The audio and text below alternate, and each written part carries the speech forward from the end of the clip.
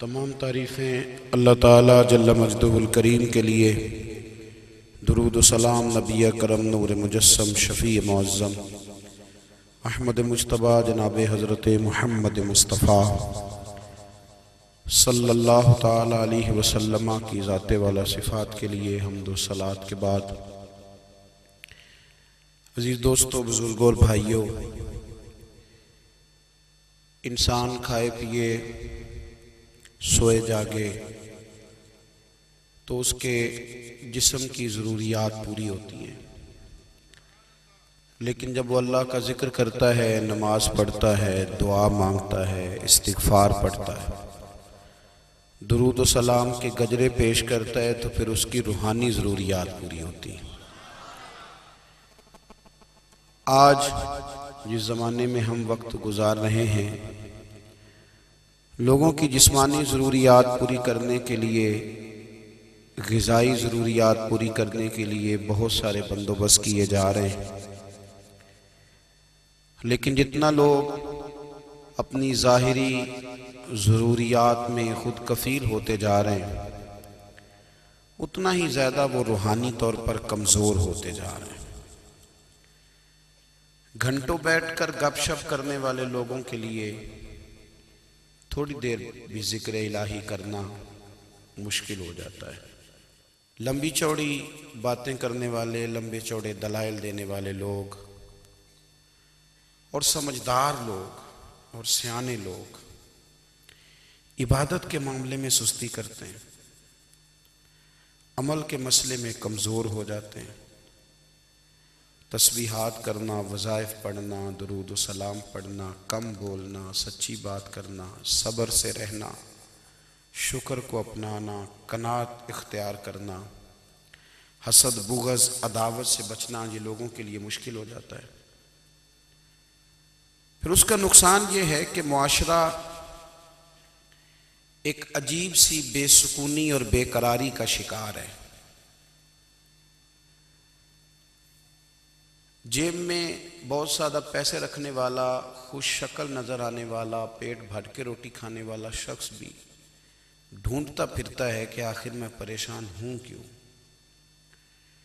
آپ انسانیت کی تاریخ پڑھیں گے تو آپ کو معلوم ہوگا کہ انسان نے کبھی پتھر کی پوجا کی، کبھی معاذ اللہ چاند سورج کی، درختوں کی، بتوں کی پوجا کی۔ معاذ اللہ یہ غلط ڈائریکشن پہ تو چڑھ گیا، لیکن ایسا نہیں ہے کہ کوئی بندہ دنیا میں آیا ہو اور کسی کی اس نے عبادت نہ کی ہو۔ اس لیے کہ اللہ تبارک و تعالیٰ نے جس طرح ہمارے جسم میں کھانے کی طلب رکھی ہے، پینے کی طلب رکھی ہے، سونے کی طلب رکھی ہے، اسی طرح اللہ تعالیٰ نے عبادت کے لیے طلب رکھی ہے جسم میں۔ یہ تو ہوا کہ انسان گمراہ ہو گیا، غلط رستوں پہ چل نکلا، اس نے جھوٹے معبودوں کی طرف معاذ اللہ توجہ کر لی، لیکن وہ کسی نہ کسی کے سامنے جھکتا رہا، چونکہ اس کے وجود میں طلب تھی، شوق تھا اسے کہ وہ عبادت کرے۔ اللہ تبارک و تعالی جب مسلمان کو توفیق دے اور اللہ کی بارگاہ کی جانب وہ رجوع کرے، تو پھر اس کا رویہ یہ ہونا چاہیے کہ اس کی توجہ ہو اللہ کی جانب۔ ہمارے ہاں تسبیحات پڑھ لی جاتی ہیں اگر کبھی موقع ملے، لیکن وہ خاص انہماک، وہ خاص شوق، وہ خاص ذوق اللہ تبارک و تعالیٰ کی عبادت کا، ایک ہوتا ہے نماز پڑھنا، ایک ہوتا ہے اہتمام کے ساتھ نماز پڑھنا، یعنی ذرا وقت پہ اٹھنا، ذرا صحیح کر کے وضو کرنا، ذرا شوق سے مصلی بچھانا۔ ایک ہوتا ہے تسبیح پڑھ لینا، اور ایک ہوتا ہے ذرا تھوڑا سا نا شوق کے ساتھ اللہ کو یاد کرنا۔ آپ کبھی جو میں نے آیہ کریمہ پڑھی، اس کی آپ شان نزول دیکھیں، نبی کریم صلی اللہ تعالیٰ علیہ وسلم کے نا کچھ صحابہ اللہ کی محبت کے شوق میں حضور کی بارگاہ میں حاضر ہوئے، اور انہوں نے آ کے عرض پتہ کیا کیا؟ عرض کرنے لگے، یا رسول اللہ صلی اللہ تعالی علیہ وسلم سالوں بیت گئے ہیں سجدے کرتے ہوئے، حضور سالوں بیت گئے ہیں تسبیح پڑھتے ہوئے، سالوں بیت گئے کہتے ہوئے کہ سبحان اللہ وہ پاک ہے، ہمیں سالوں بیت گئے یہ کہتے ہوئے کہ اللہ اکبر وہی سب سے بڑا ہے، سالوں بیت گئے کہتے ہوئے کہ الحمدللہ ساری تعریفیں اللہ کے لیے، سالوں بیت گئے اس کی تسبیح کرتے، تحلیل کرتے، تکبیر کہتے۔ حضور اب نہ ہمارا اپنے رب سے ملنے کو جی چاہتا ہے، کبھی اے حقیقت منتظر نظر آ نہ لباس مجاز میں، لاکھوں سجدے تڑپ رہے ہیں میری جبین نیاز میں۔ اور اقبال کہنے لگے کہ تیرے عشق کی انتہا چاہتا ہوں، تو میری سادگی دیکھ کیا چاہتا ہوں، میرا ذرا سا تو دل ہے مگر شوق اتنا، میں وہی لن ترانی سنا چاہتا ہوں۔ میرا بھی دل کرتا ہے کہ اللہ میں تجھے کہوں میں تجھے دیکھنا چاہتا ہوں، جس طرح حضرت موسیٰ کلیم علیہ السلام نے کہا تھا، اور تو مجھے کہے کہ لن ترانی تو نہیں دیکھ سکتا، ذرا سا تو دل ہے مگر شوق اتنا، میں بھی وہی لن ترانی سنا چاہتا ہوں۔ پھر کہنے لگے بھری بزم میں راز کی بات کہہ دی، بڑا بے ادب ہوں سزا چاہتا ہوں۔ دیکھو سب لوگوں کے بیچ ہی میں نے یہ کہہ دیا۔ میرے عزیز صحابہ نا شوق میں، کتنے سارے لوگ ہیں آپ، کتنی ماشاءاللہ بڑی تعداد میں آپ آئیں، ہم بھی کبھی اس شوق میں گئے ہیں کہ ہمارے رب کو دیکھنے کو دل چاہتا ہے، ہمارا جی چاہے وہ کبھی ہمیں ملے، ہم کبھی اس کی زیارت کریں، اس کی بارگاہ کرم میں ہم حاضر ہوں۔ صحابہ نے عرض کیا یا رسول اللہ صلی اللہ تعالی وسلم ہمارا رب کہاں ہے؟ ہمارا نا اپنے رب کو دیکھنے کو جی چاہتا ہے۔ جب صحابہ نے یہ عرض کیا تو اللہ نے قرآن مجید نازل کیا، فرمایا وَإِذَا سَأَلَكَ عِبَادِي أَنِّي فَإِنِّي قَرِيبٌ، محبوب جب میرے بندے آپ کی بارگاہ میں آ کے میرے بارے میں پوچھیں نا تو ان سے کہہ دینا میں ان کے قریب ہی ہوں، قریب ہی ہوں۔ دلیل کیا ہے؟ بھائی اذا دان، یہ جب بھی مجھ سے دعا مانگیں گے میں ان کی دعاؤں کو قبول فرماؤں گا، میں ان کے قریب ہوں، میں ان کے قریب ہوں، یہ جب بھی دعا مانگیں گے نا میں قبول کروں گا، میں ان کے قریب ہوں۔ اللہ تبارک و تعالیٰ کے بندے اللہ سے محبت کرتے، رب کی بارگاہ میں جھکتے، اس کو اپنے دکھ سناتے، اس کے پیارے محبوب صلی اللہ تعالیٰ علیہ وسلم کا وسیلہ لے کے اس کے حضور حاضر ہو جاتے، پیشانیاں سجدوں سے روشن ہوتی۔ ہم نا ہر چیز کے لیے وقت نکالتے ہیں، ہر چیز کے لیے، لیکن عبادت کے لیے وقت نہیں نکالتے۔ ہر شے آباد ہے، ہر شے، ہماری فیس بک بھی آباد ہے، واٹس ایپ بھی آباد ہے، ہمارے ٹویٹر بھی آباد ہیں، ہماری ہر چیز آباد ہے، سب سے کم آباد ہمارا مصلی رہ گیا ہے، سب سے کم۔ وہ لوگ اب ڈھونڈنے سے ملتے ہیں جن کی بغل میں مصلی ہوتا تھا۔ میرے بھائی آپ کتنا کو دنیا کے پیچھے بھاگو گے تھکا دے گی، کتنا دولت کے پیچھے بھاگو گے تھکا دے گی۔ آپ جب اپنی زندگی میں جمع تفریق کرو گے نا تو مرتے وقت احساس ہوگا کہ سارا کچھ تو لوگوں کے لیے کیا، اپنے لیے تو کر ہی کچھ نہیں سکے۔ اور ہم عبادت کے معاملے میں بہانے بازی بھی کرتے ہیں، ہم کہتے ہیں اوہو رزق کمانا بھی تو عبادت ہی ہے نا، تو میں حلال روزی کے لیے جا رہا ہوں یہ بھی تو عبادت ہے نا۔ میری طرح کے لوگ کہہ دیتے ہیں کہ میں سویرے اٹھ کے مدرسے میں کچھ اسباق دیکھتا ہوں تو یہ بھی تو عبادت ہے، میں بیان کرنے کے لیے مطالعہ کرتا ہوں تو یہ بھی تو عبادت ہے نا، اتنے لمبے سفر کر کے ملک میں دنیا میں گھومتا ہوں تو یہ بھی تو میں عبادت ہی کر رہا ہوں۔ اب اسپیشل نفلوں کے لیے وقت کس طرح نکلے، اسپیشل کر کے تسبیح میں کیسے چلاؤں، میں سارا کچھ ہم بہانے بنا لیتے ہیں نا۔ میرا سوال یہ ہے کہ یہ ساری باتیں صحابہ کو، نبی کریم کو، دیگر لوگوں کو بھی تو پتہ تھی نا، لیکن آپ غور تو کریں 23 سال حضور کو وقت ملا، مختصر وقت ظاہراً تبلیغ کرنے کے لیے، پوری دنیا میں دین بھی پھیلانا ہے، گھر میں 11 ازواج ہیں، 4 بیٹیاں ہیں، ان کی اولادیں، سارے کام کاج بھی دیکھنے ہیں، لیکن سیدہ طیبہ طاہرہ حضرت عائشہ صدیقہ رضی اللہ تعالیٰ عنہ فرماتی ہیں سارا دن تبلیغ کرتے، ہر غلام کے دکھ سنتے، گھر میں آتے تو اپنے گھر والوں کا خیال کرتے، کام میں ہمارا ہاتھ بٹاتے۔ قربان جاؤں، کہتی ہیں زمانہ سارا سو جاتا لیکن آمنہ کے لال مصلی بچھا لیتے۔ دنیا سو گئی ساری، سب سو گئے، جو خدام تھے، وہ جو غلام تھے، وہ سو گئے۔ صحیح مسلم میں لفظ ملیں گے، سیدہ پاک فرماتی ہیں او میرے نبی کے غلاموں، میں نے یہ رنگ بھی دیکھا ہے کہ حضور نے اتنا کھڑے رہے، اتنا قیام کیا، اتنا قیام کیا کہ مقدس پیروں میں ورم آ گئے، سوج گئے پیر، اتنے بڑے۔ دل پہ ہاتھ رکھ کے نہیں بتا سکتا کہ میرے کبھی نماز میں پیر سوج گئے ہوں، کوئی نہیں بتا سکتا۔ بچوں کی روٹی کماتے تھک گئے بات الگ ہے، ہم سیر کرنے گئے تو تھک گئے بات الگ ہے، لیکن عبادت میں یہ بھی تو مسلم شریف ہے نا، یہ بھی تو دین ہے نا، یہ بھی تو حضور کی سنت ہے، یہ بھی تو وہ چیز ہے جو کریم کی آنکھوں کی ٹھنڈک ہے۔ سیدہ فرماتی ہیں پیروں میں ورم آ گئے، اور ساری رات ہی حضور نے نماز پڑھی اور ایک ہی آیت بار بار دہرائی۔ مسجد نبوی میں بلال حبشی نے فجر کی اذان دے دی اور حضور ابھی مصلی پہ تھے، کریم فارغ ہوئے۔ میں نے عرض کی یا رسول اللہ صلی اللہ علیہ وسلم، آپ کے تو صدقے اللہ اگلے پچھلوں کے گناہ معاف کرے گا، تو آپ اتنی آہوزاری کیوں فرماتے ہیں؟ آپ تو شفیع ہیں، آپ تو انبیاء کے امام ہیں۔ تو حضور نے فرمایا عائشہ تم نے گنوایا ہے نا میرے اللہ کی مجھ پر کتنی رحمت ہے، افلا اکون عبدا شکورا، فرمایا اگر اس نے اتنی نعمتیں دی ہیں تو کیا میں اس کا شکر گزار بندہ نہ بنوں؟ میں شکر گزار بندہ نہ بنوں اس کا؟ پھر اگر اتنی نعمتیں اس نے دی ہیں، مجھے اتنا نوازا ہے، تو پھر میں اس کے سامنے سجدے نہ کروں؟ او میرے بھائی، بڑے قابل فخر لوگ ہیں ہم کہ ہم نبی پاک کے غلام ہیں، ہم قابل فخر ہیں کہ نبی کریم کے غلام ہیں۔ کیا کبھی اس غلامی کے شکرانے میں بھی دو نفل پڑھے کہ یا اللہ تیرا شکر ہے تو نے ہمیں حضور کا غلام بنایا ہے؟ یاد رکھیں کہ اپنی روحانی زندگی کو آباد کریں، استغفار پڑھیں، تسبیحات کریں۔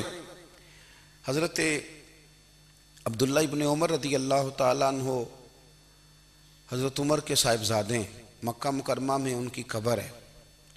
میں نے جب انہیں پڑھا تو مجھے ان سے بڑا پیار ہو گیا، لیکن آپ کو پتہ ہے وہاں جا کے کسی شخص کا مزار تلاش کرنا یا پوچھنا ایک مشکل کام ہوتا ہے۔ تو ایک دفعہ میں مکہ شریف میں حاضر تھا، تو ایک گاڑی والا ڈرائیور مجھے کہنے لگا کہ مولانا میں آپ کو جانتا ہوں، مجھے آپ سے محبت ہے، ایک بات بتاؤں آپ کو؟ میں نے کہا بتاؤ۔ کہنے لگے حضرت عبداللہ ابن عمر کی قبر دیکھنی ہے۔ میں نے کہا یہ تو نہیں کہہ رہا، یہ کسی نے بندوبست کرایا ہے، یہ اللہ نے تیرے دل میں بات ڈالی ہے، یہ ہو گیا تو لے چل مجھے۔ حضرت عبداللہ ابن عمر کو نبی پاک نے فرمایا تھا راجل صالح، یہ نیک بندہ ہے، یہ متقی آدمی۔ حضرت عبداللہ ابن عمر رضی اللہ تعالیٰ عنہ سیدنا فاروق اعظم رضی اللہ تعالیٰ عنہ کے صاحبزادے ہیں، اور ان کی ہمشیرہ سیدہ حفصہ رضی اللہ تعالیٰ عنہ حضور کی زوجہ محترمہ ہیں۔ ایک دن اپنی ہمشیرہ سے کہنے لگے کہ نبی کریم صلی اللہ تعالیٰ علیہ وسلم گھر میں آئے نا، اور اگر حضور غم امت میں پریشان نہ ہوں، طبیعت کو حشاش بشاش دیکھو، تو ذرا پوچھنا تو صحیح حضور کا میرے بارے میں کیا خیال ہے، پوچھنا تو صحیح کہ کریم کی بارگاہ میں میرا کیا مقام ہے، میرے بارے میں حضور کیا فرماتے ہیں۔ اب بہن کو کام بتائے، اور بتائے بھی بھائی، اور پھر بہن وہ کام نہ کرے، یہ تاریخ میں ہوتا نہیں۔ حضرت عمر فاروق رضی اللہ تعالیٰ عنہ کی صاحبزادی ام المومنین رضی اللہ تعالیٰ عنہ فرماتی ہیں کہ میں تو بس منتظر تھی، انہوں نے تو کہا تھا نا کہ اگر تم حشاش بشاش دیکھو تو بات کرنا، لیکن حضور تشریف لائے، میری باری تھی، میرے گھر تشریف لائے، کھانا پیش کیا تو فوراً میں نے عرض کی حضور ایک بات پوچھنی تھی۔ تو حضور نے فرمایا پوچھئے۔ میں نے عرض کی حضور میرے بھائی عبداللہ ابن عمر کے بارے میں آپ کا کیا خیال ہے؟ نوجوانوں میری بات پہ غور کرنا، میرے بھائی کے بارے میں آپ کا کیا خیال ہے؟ تو نبی کریم صلی اللہ تعالیٰ علیہ وآلہ وسلم نے میری طرف دیکھا، اور پھر حضور زیر لب تھوڑا مسکرائے، اور بریلی کے امام کہتے ہیں کہ حضور مسکرا دیتے تھے نا تو جو بڑا دکھی ہوتا تھا وہ بھی ہنس پڑتا تھا۔ اب سوال پیدا ہوتا تھا کہ پھر تو اس مسکراہٹ کے لیے انتظار کرنا پڑتا ہوگا کئی کئی مہینے کہ حضور مسکرائیں تو رونے والے ہنسیں، تو اعلیٰ حضرت فرماتے ہیں نہیں، انتظار نہیں کرنا پڑتا، یہ مسکراتے رہنا تو حضور کی عادت ہے۔ جس کی تسکین سے روتے ہوئے ہنس پڑے اس تبسم کی عادت پہ لاکھوں سلام۔ یعنی یہ تو عادت ہے حضور کی مسکراتے رہنا، اس کے لیے انتظار نہیں کرنا پڑتا۔ بھائیو آپ خیال رکھیں گے، غور کریں گے، حضرت عبداللہ ابن عمر رضی اللہ تعالیٰ عنہ کے بارے میں پوچھا تو سیدہ فرماتی ہیں کہ نبی کریم صلی اللہ تعالیٰ علیہ وسلم نہ زیر لب مسکرائے اور فرمایا حفصہ تیرا بھائی ہے تو اچھا، لیکن میں نے سنا ہے کہ عشاء کی نماز پڑھتا ہے تو فجر تک سویا ہی رہتا ہے۔ او نوجوانوں، 10 بجے تک سونے کی بات نہیں ہوئی، 9 بجے تک سونے کی بات نہیں ہوئی، 11 بجے اٹھنے کی بات نہیں۔ حضور فرمانے لگے میں نے سنا ہے کہ عشاء کی نماز پڑھ کے سو جاتا ہے اور فجر تک سویا ہی رہتا ہے، اسے چاہیے کہ تہجد کے وقت اٹھا کرے، اللہ کی بارگاہ میں حاضر ہوا کرے، آہوزاری کرے، سجدے کرے، عبادت کرے۔ اٹھتا ہے اور فجر میں جا کے اٹھتا ہے۔ حضرت جناب حفصہ رضی اللہ تعالیٰ عنہ کہتی ہے میں نے جناب عبداللہ ابن عمر کو پیغام دیا اور میں نے کہا میرے جوان بھائی سن، نبی پاک نے فرمایا ہے تو اچھا پر تہجد میں نہیں اٹھتا، نفل نہیں پڑھتا۔ او میری ملت کے جوانوں، مزہ نہیں آ جاتا جب ساری دنیا سوئی ہو، ساری دنیا، اور بستر بھی گرم ہو اور نیند بھی پورا غلبہ کر رہی ہو، اور اچانک گھنٹی بجے دماغ میں، آنکھ کھلے، گھڑی پہ نظر پڑے، 3:30 4 بجے کا پیغام گھڑی بتائے، اور کوئی چڑھتی جوانی والا اٹھ کے وضو کرے، اور جب وہ مصلی کھول کے بچھائے تو مدینے والے محبوب کہتے ہیں کہ ہر نماز پہ رب ثواب دیتا ہے، اور جو اٹھ کے تہجد کی نماز پڑھے اسے دیکھ کے تو رب مسکراتا ہے، جو اس کی شان کے لائق ہے، جو اس کی شان کے لائق، وہ مسکراتا ہے، خوش ہوتا ہے کہ میرا بندہ تہجد میں اٹھ گیا، وہ مسکراتا ہے۔ کاش ہماری صبحیں کبھی اپنے مالک کے نام ہو جائیں، کاش کے صبحیں۔ حضرت ابو الحسن رحمۃ اللہ تعالیٰ علیہ حضرت معاذ ابن جبل رضی اللہ تعالیٰ عنہ کے پاس بیٹھا کرتے تھے، فرماتے ہیں ان سے جو پیار بڑھا تو پھر میرا مصلی سے بھی بڑھ گیا۔ تابعی ہیں، فرماتے ہیں صحابی رسول سے محبت ہوئی تو ذکر سے بھی ہو گئی، پھر درود شریف سے بھی ہو گئی، محبت ان سے بڑھی تو پھر اللہ نے مسجد کا پیار بھی بڑھا دیا۔ آپ فرماتے ہیں کہ میری ہر وقت طبیعت چاہتی تھی کہ بس اللہ اللہ کروں، بس اللہ اللہ کروں، بس نہ میں ذرا تھوڑی جان چھڑاؤں لوگوں سے، کوئی 10 منٹ ملے تو میں کچھ 4 نفل پڑھ لوں، میں تھوڑا سا نہ بچوں لوگوں سے، اور مجھے تسبیح ملے تو میں نہ کچھ 400-500 دفعہ استغفار پڑھوں، سبحان اللہ، الحمدللہ، اللہ اکبر، لا حول ولا قوت الا باللہ، میں نہ تسبیحات پڑھوں۔ فرماتے ہیں کہ بچے تھے گھر میں 6-7، غربت تھی، کام ملتا کوئی نہیں تھا، اور میں کام چور نہیں تھا، کام ڈھونڈتا تھا، پر اللہ کی قدرت کے کام نہیں ملتا تھا۔ فرماتے ہیں کہ میں نے ایک دن اپنی اہلیہ سے کہا کہ آج میں پھر جاتا ہوں کام ڈھونڈنے، تو میری بیوی بڑی فرما بردار تھی، پر اس دن نہ غربت کے ہاتھوں تنگ آ کے کہنے لگی آج نانا کوئی تو چیز لے کے آیا، تو مجھ سے بچوں کی بھوک نہیں دیکھی جاتی، یہ سب روگاں دا روگ محمد جس دا نام غریبی، کنڈ بلا کے لنگ جاندے نہیں دوست یار قریبی، تو آج نہ کچھ لے کے آیا تو میں بچے لے کے چلی جاؤں گی۔ شیخ فرماتے ہیں کہ میں بڑا پریشان گھر سے نکلا، پر میں نے صبح سے لے کے زور تک کام ڈھونڈا، کام ملا کوئی نہیں، تو میرے دل میں خیال آیا چلو کام نہیں ملتا تو اللہ اللہ تو کرے نا، چلو بندوں کی مزدوری نہیں ملتی تو رب کریم کی عبادت ہی کرتے ہیں۔ فرماتے ہیں کہ میں نے نا فرات کے پانی سے وضو کیا، نہر کے، شدید دھوپ تھی، ساتھ ریت تھی اور ریت تپ رہی تھی، میں نے اپنا رومال وہیں مصلی کے طور پر بچھا لیا، اور فرماتے ہیں کہ زور سے لے کر عصر تک نماز پڑھی، دھوپ بھی پورے زور پہ، پر میرے سجدے کا ذوق بھی پورے زور پہ۔ فرماتے ہیں سورج بھی چمک رہا ہے اور رب کی عبادت کا ذوق بھی پورے زور پہ، میں سجدہ کروں تو پھر میرا اٹھانے کو جی نہ چاہے، میرے استاد لکھا کرتے تھے، یہ ان کا شعر ہے، وہ کہا کرتے تھے مجھے سوز دے، مجھے ساز دے، اور مجھے نیم شب کا نیاز دے، دم سجدہ خود کو میں توڑ دوں، مجھے ایسا ذوق نماز دے، اور میں تیری بہار کا پھول ہوں، میں کھلا بھی ہوں تو تیرے لیے، مجھے میری شاخ سے توڑ لے، مجھے اپنی زلف کا ناز دے۔ بھائی فرماتے ہیں کہ عصر تک میں نے نفل پڑھے، دل ڈھلنے لگا، عصر کی نماز پڑھی اور میں وہاں سے چلا۔ اب میں جب نکلنے لگا تو دل میں خیال آیا کہ چھوٹی چھوٹی دیواریں ہیں گھر کی، بغیر کچھ لیے جاؤں گا تو بیوی دور سے دیکھے گی تو شور کرے گی کہ پھر خالی ہاتھ آ گیا ہے۔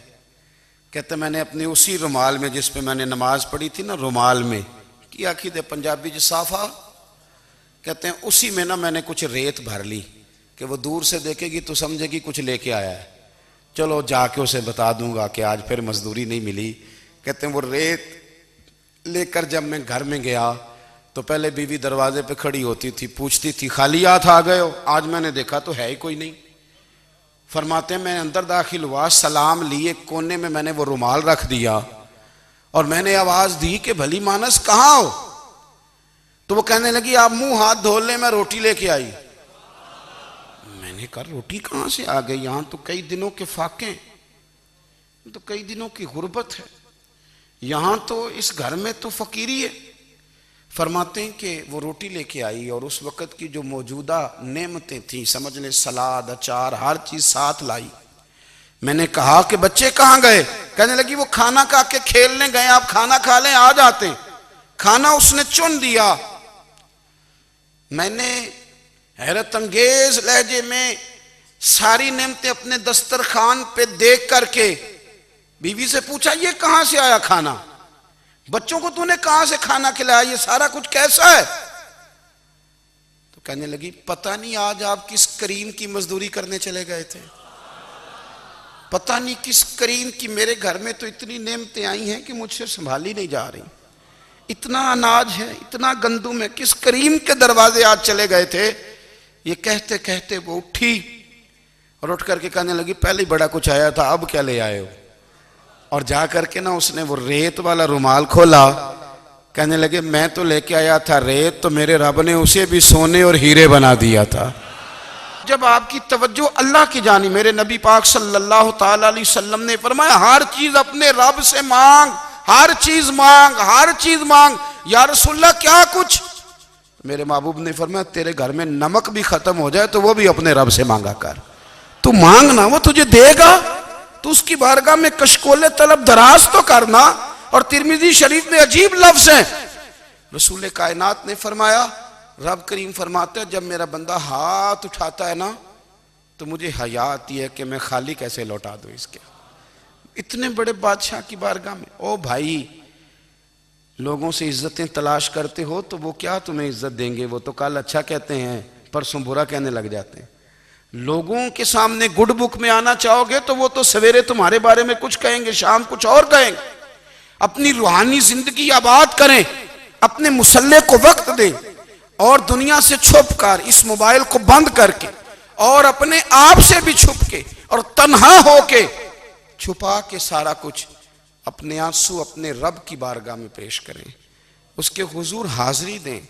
سنو نا ترمذی کی حدیث، اور اسے یاد رکھنا، نبی پاک علیہ السلام نے فرمایا اپنے دکھ لوگوں کے سامنے نہ بیان کرنا، سیٹھوں نوابوں کو نہ بتاتے پھرنا، دنیا داروں کے سامنے جا کے نہ رونا کہ میں تکلیف میں ہوں۔